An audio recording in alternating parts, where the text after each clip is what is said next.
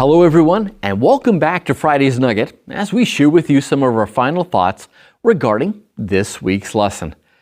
Now, as I think back over the lesson this week, I'm reminded of the importance of legacy.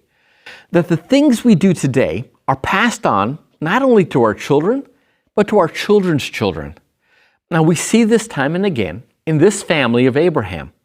Abraham deceives Pharaoh, Isaac deceives Abimelech, Jacob deceives Isaac, Laban deceives Jacob, and later on, Jacob's sons will go on to deceive him. Then we have the legacy of playing favorites. Isaac favors Esau, Rebekah favors Jacob. Jacob will go on to favor Rachel and Joseph and then Benjamin. And the list goes on and on. And you have to wonder, why in the world did God choose this family? And I can think of two reasons. First, because of grace. God didn't choose this family because they were perfect or righteous. As a matter of fact, no such family existed. But what God saw was a family that were not only in need of His grace, but they were open to it. But not only that, I think that God chose this family because they were willing to learn from their mistakes and to grow in God's grace. And this is the point that the author's trying to make at the end of the lesson. God chose this family and Jacob not because they deserved it, but because God is a God of grace.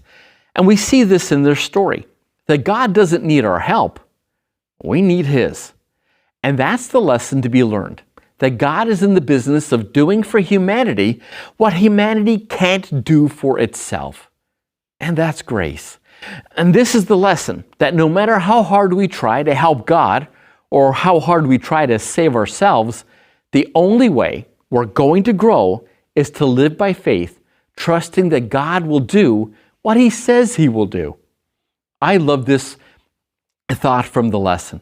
If one day you happen to sin and you find yourself looking up and you're wondering if God still loves you or if there's a way for you to find your way back to God, then look no further than the cross of Jesus Christ.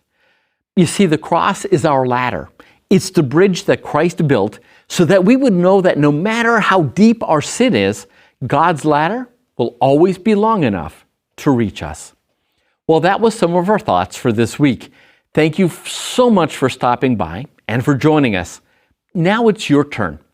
Please come out and join your local Sabbath school class and share your thoughts and insights with the rest of your class. Tell them what you've learned.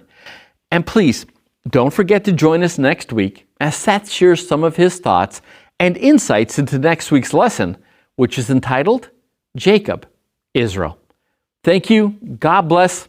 Have a happy Sabbath.